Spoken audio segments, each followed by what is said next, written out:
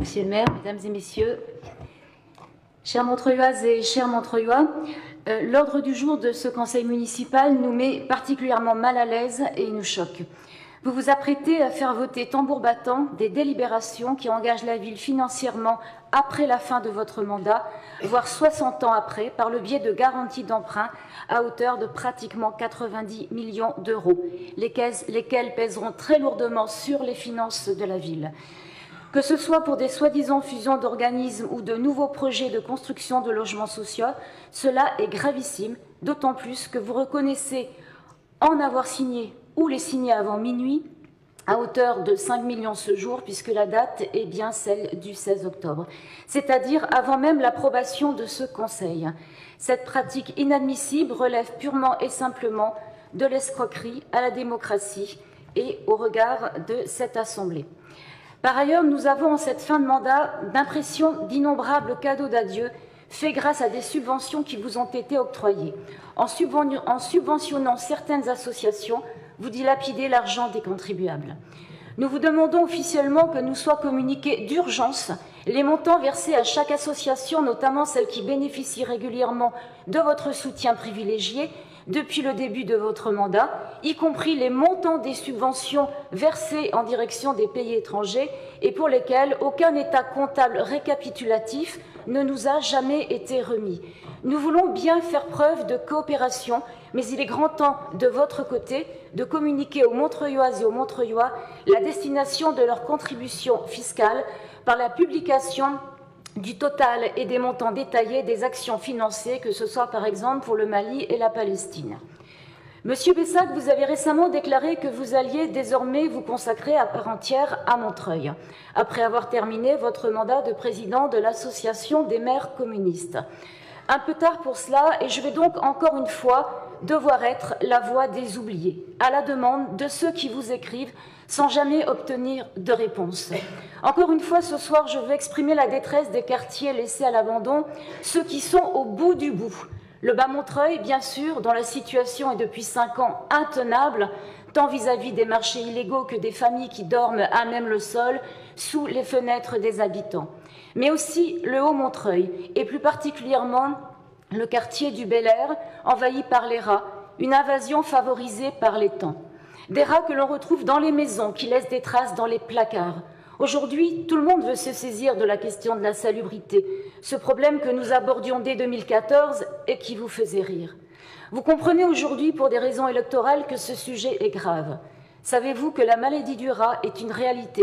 Savez-vous que des parents montreuillois pleurent leur fils décédé de cette maladie? Qui peut accepter cela en 2019? Quel parent peut entendre cela? Par ailleurs, qui peut accepter de vivre dans des logements de l'OPHM laissés à l'abandon pendant que vous vous engagez sur des millions d'euros pour la construction de nouveaux logements dont rien ne laisse présager qu'ils seront destinés en priorité aux Montreuillois?